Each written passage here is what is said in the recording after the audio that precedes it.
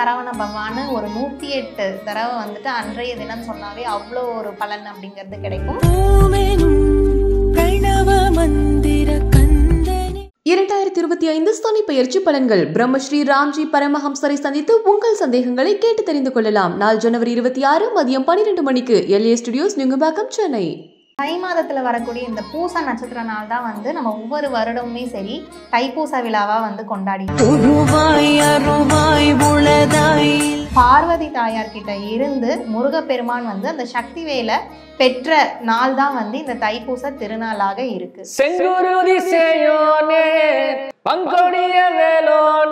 திருமன் உடனே வந்துட்டு கிளம்பி 2 மலைகளையுமே சரி 2 தோள்களிலையுமே சுமந்து வந்து கொண்டிருந்திருக்கிறாரு, காவடி சுமப்பது போல.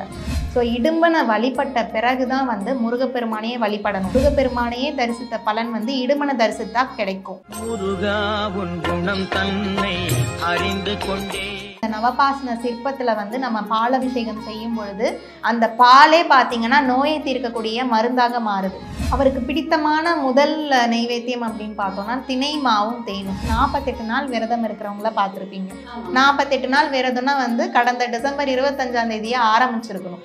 ஸோ அல்லது 48 நாள் விரதம் இருக்க முடியாத பட்சத்துல கலியுக வரதன் கண் கண்ட தெய்வமாய் காட்சியளிப்பது பழனியிலே. இப்போது புதிய அறிமுகம் ஆச்சி ஹோட்டல் சாம்பார் 50 கிராம் ரூபாய் 20 மட்டுமே. குறைந்த விலை, நிறைந்த தரம், தங்கள் தேவைகள் அனைத்தும் ஒரே இடத்தில். ஜெயச்சந்திரன். பக்தி கதைகள், பக்தி பாடல்கள் மற்றும் ஆன்மீக சொற்பொழிவுகள் மூலம் உங்கள் ஆன்மாவை தூய்மைப்படுத்துங்கள். இன்றைய ஆலய ஆப்பை டவுன்லோட் செய்யவும். ஆன்மீக கிளிட்ஸ் நேயர்களுக்கு வணக்கம். தொடர்ந்து ஆன்மீக ரீதியாகவும் ஜோதிட ரீதியாகவும் நிறைய விஷயங்கள் பார்த்துட்டு இருக்கோம். அதில் நம்ம இன்னைக்கு யாரை பார்க்க போறோம்னா ALP அஸ்ட்ராலஜர் மோனிகா ராஜ்கமல். அவங்க கிட்ட தான் நிறைய விஷயங்கள் கேட்டு தெரிஞ்சுக்க போறோம். வணக்கம். வணக்கம்மா, எப்படி இருக்கீங்க? ரொம்ப நல்லா இருக்கேன், நீங்க நல்லா? நிறைய விஷயங்கள் தொடர்ந்து பேசிட்டே இருக்கோம். ஸோ லாஸ்ட்டு கூட நம்ம சங்கராகர சதுர்த்தியை பற்றின ஒரு தெளிவான விளக்கம் கொடுத்தோம். அடுத்து அப்படியே பார்த்தா தைப்பூசம் வருது. தை மாதம்னாலே தைப்பூசம் தான் சிறப்பு. ஸோ தைப்பூசத்தோட முக்கியத்துவம் சொல்லுங்களேன். ஸோ தை மாதத்தில் வரக்கூடிய இந்த பூச நட்சத்திர நாள் தான் வந்து நம்ம ஒவ்வொரு வருடமுமே சரி தைப்பூச விழாவாக வந்து கொண்டாடிட்டு இருக்கோம். ஸோ இந்த விழா பார்த்தீங்கன்னா இந்த முருகப்பெருமானுடைய சிறப்பு மிக்க ஒரு விழாவாக அவருக்கு கருதப்பட்டுருக்கு.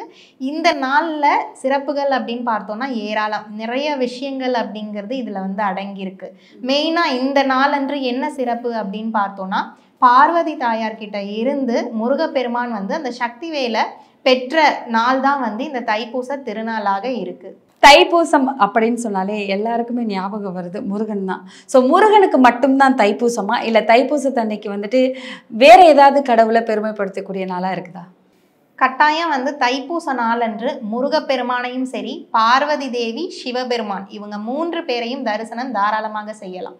ஸோ அன்றைய தினம் யார் ஒருத்தங்க இவங்க 3 பேருடைய தரிசனம் செய்கிறாங்களோ வாழ்க்கையில் வந்துட்டு தடைகள் எல்லாமே வந்து அகலும்.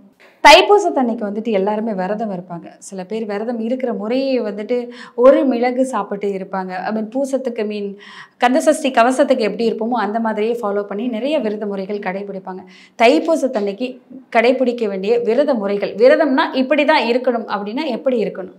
விரத முறை அப்படின்னு பார்க்கும் பொழுது நம்ம ஒரு சத்துவ உணவாகவே எடுத்துக்கொள்ளலாம். இந்த காரசாரமான உணவுகள் வந்து உட்கொள்றதை தவிர்க்கணும். அசைவ உணவு மெயினாக உட்கொள்ளக்கூடாது. உடல் ஆரோக்கியம் நல்லா இருக்குது அப்படின்னா அந்த நாள் முழுக்க சரி பால் பழம் அப்படிங்கிறத மட்டும் சாப்பிட்டுக்கிட்டு உணவை வந்து விரதத்தை முடிச்சு கொள்ளலாம். ஸோ இந்த மெயினாக வந்து இந்த தைப்பூச விரதம் அப்படின்னு பார்த்தோன்னாவே வந்து 48 நாள் விரதம் இருக்கிறவங்கள பார்த்துருப்பீங்க. 48 நாள் விரதம்னா வந்து கடந்த டிசம்பர் 25ஆம் தேதியே ஆரம்பிச்சிருக்கணும். ஸோ அல்லது 48 நாள் விரதம் இருக்க முடியாத பட்சத்தில் 21 நாள் விரதத்தை தாராளமாக மேற்கொள்ளலாம். ஸோ 21 நாள் அப்படின்னு பார்த்தோன்னா ஜனவரி 22ஆம் தேதி வந்து ஆரம்பிக்கும். ஸோ அந்தைய நாள் வந்து தொடங்கி பிப்ரவரி 11ஆம் தேதி வந்து தைப்பூச திருநாள் நிறைவடை. ஸோ அன்றைய தினம் வந்து விரதத்தை நிறைவு வச்சுட்டு நீங்கள் வந்து அந்த வழிபாட்டு முறையை தாராளமாக அன்றைய தினம் மேற்கொள்ளலாம். பூசம் அப்படின்னு சொன்னாலே எல்லா இடங்கள்லையுமே காவடி எடுப்பாங்க. பால் காவடி, பன்னீர் காவடி, பல வகையான காவடி பார்க்கலாம். சில காவடிகள்லாம் பார்த்தா குழந்தைகள்லாம் தொங்க விட்டு அவங்களோட வேண்டுதல்கள் எல்லாம் நிறைவேற்றுவாங்க.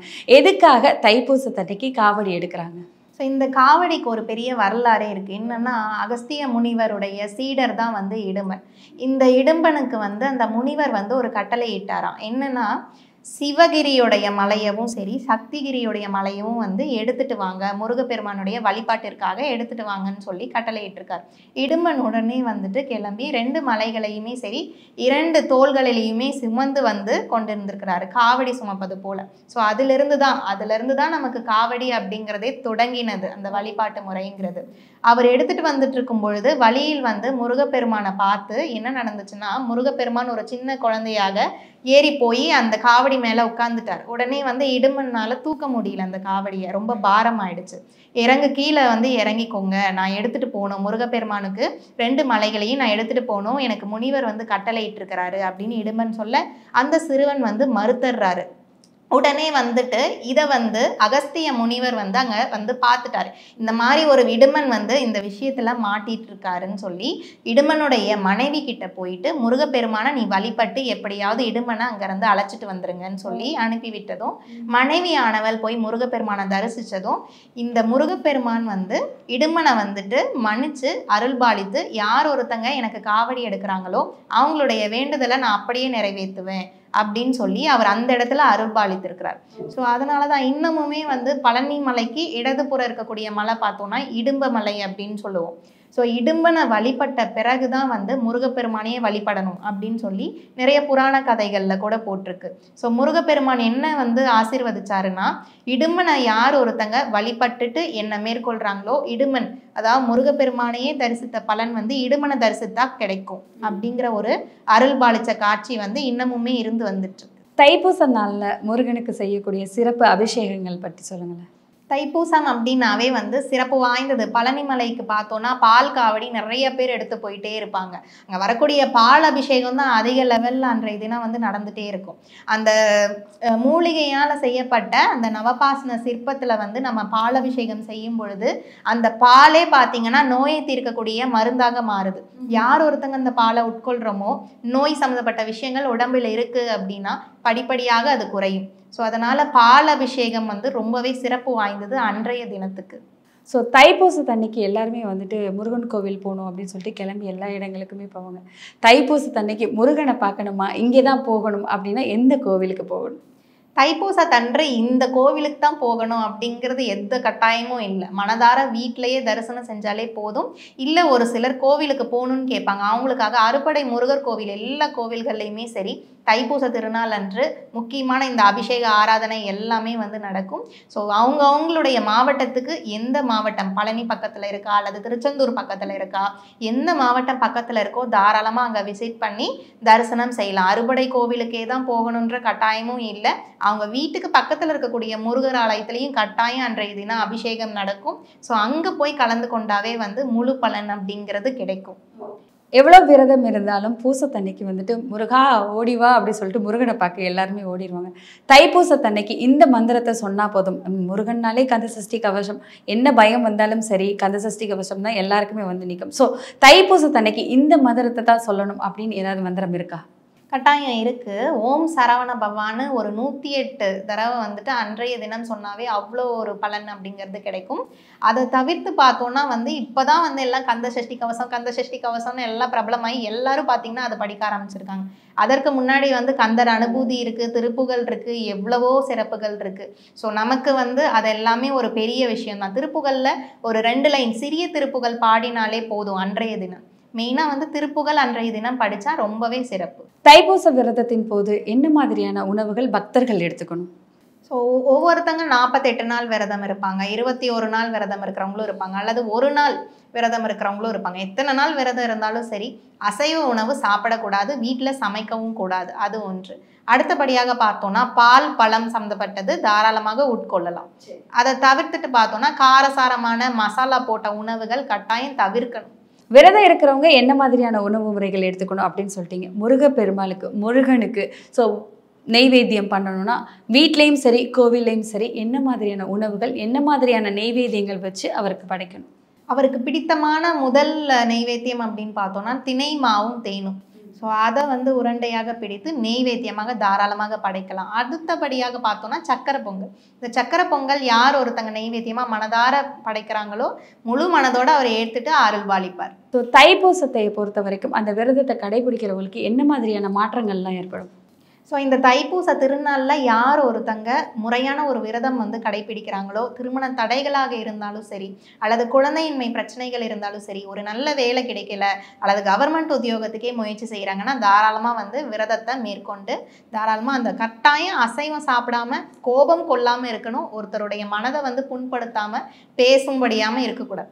ஸோ யாருடைய மனதையும் சரி புண்படுத்தாமல் இருக்க வேண்டிய விஷயம் ஒன்று இந்த விரத நாட்களில்.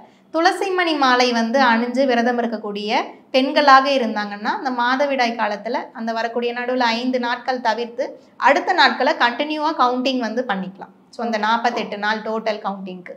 தைப்பூசத்தன்னைக்கு விரதம் இருக்கிறவங்க கோவிலுக்கு போனால் எல்லா நார்மல் டேஸ்லேயும் கோவிலுக்கு போய் விளக்கு போடுவோம். ஆனால் தைப்பூசத்தன்னைக்கு இந்த மாதிரி தான் விளக்கு போடணும்னு ஏதாவது வழிமுறை இருக்கா? கட்டாயம் இருக்குது. வீட்டில் வந்து தீபம் ஏற்றுறது, தைப்பூச திருநாள் அன்று காலையில் தீபம் ஏற்றுறதுன்னா தலைவாழை வாழை இலை போட்டு அதற்கு மேலே பச்சரிசி வச்சு அதற்கு மேலே ஒரு மண் அகல் விளக்கில் வந்து நல்லெண்ணெய் அல்லது பசுமாட்டு நெய் அதை ஊற்றி 2 திரி பஞ்சு திரியை 2 திரி ஒன்றாக திரித்து தீபம் ஏற்றி வழிபாடுங்கிறத மேற்கொள்ளலாம். ஸோ இந்த தீபம் வந்து ரொம்பவே சிறப்பான தீபம். அன்றைய தினம் முழுவதும் சரி அதை அணையாமல் பார்த்து கொண்டாங்கன்னா அந்த அணையா தீபத்தின் ஒளியாக முருகப்பெருமான் காட்சியளிப்பார். ஸோ கோவிலில் போய் தீபம் ஏற்றுறவங்க அப்படின்னு பார்த்தோன்னா வெற்றிலை தீபம் தாராளமாக ஏற்றலாம். ஸோ ஒரு சிலர் பார்த்திங்கன்னா வீட்டிலையே வெற்றிலை தீபம் ஏற்றுவாங்க. அது தவறு கிடையாது, வீட்லேயும் ஏற்றலாம். 6 வெற்றிலையை வந்து காம்பை கிள்ளி அந்த வெற்றிலைக்கு மேலே வந்து மண் அகல் விளக்க வைத்து நல்லெண்ணெய் ஊற்றி அந்த காம்பை கிள்ளிருப்பீங்க இல்லையா வெற்றிலையிலேருந்து, அதை வந்து அந்த நல்லெண்ணெயில் போட்டு திரி போட்டு தீபமானது ஏற்ற வேண்டும். ஸோ அந்த வெத்தலை கிள்ளின காம்பவே திரியா யூஸ் பண்ணணும்னு சொல்றீங்க? இல்ல திரியாக இல்லை, அந்த எண்ணெயில போட்டணும். திரி பஞ்சு திரி போட்டு தான் தீபம் வந்து ஏற்றணும். ஸோ இந்த மாதிரி வந்து 6 வெற்றிலைக்கு மேலேயும் சரி 6 அகல் விளக்கில் தீபம் ஏற்றி முருகப்பெருமானுக்கு சமர்ப்பணம் செய்யலாம். தைப்பூசத்தை பற்றின தெளிவான விளக்கம் கொடுத்தீங்க. தைப்பூசத்தை எப்படி கடைபிடிக்கணும், விரத முறைகள் என்ன மாதிரி பூஜை பண்ணணும், என்ன மாதிரி விளக்குகள் ஏற்றணும், என்ன மந்திரம் சொல்கிறது சரியானது அப்படிங்கிறத ஒரு தெளிவான விளக்கம் கொடுத்தீங்க. தொடர்ந்து நிறைய விஷயங்கள் சொல்லிகிட்டே இருக்கலாம், தொடர்ந்து பேசலாம். நன்றி. நன்றி. 2025 சனி பெயர்ச்சி பலன்கள். பிரம்மஸ்ரீ ராம்ஜி பரமஹம்சரை சந்தித்து உங்கள் சந்தேகங்களை கேட்டு தெரிந்து கொள்ளலாம். நாள் ஜனவரி 26 மதியம் 12 மணிக்கு LA ஸ்டுடியோஸ் நுங்கம்பாக்கம், சென்னை. இப்போது புதிய அறிமுகம் ஆச்சி ஹோட்டல் சாம்பார் 50 கிராம் ரூபாய் 20 மட்டுமே. குறைந்த விலை, நிறைந்த தரம், தங்கள் தேவைகள் அனைத்தும் ஒரே இடத்தில். ஜெயச்சந்திரன். மந்திரங்கள், பக்தி கதைகள், வேதங்கள், பக்தி பாடல்கள் மற்றும் ஆன்மீக சொற்பொழிவுகள் மூலம் உங்கள் ஆன்மாவை புனிதப்படுத்துங்கள். இன்றே ஆலயா ஆப்பை டவுன்லோட் செய்யவும். இப்போது ஆப் ஸ்டோர் மற்றும் பிளே ஸ்டோரில் அவைலபிளாக உள்ளது.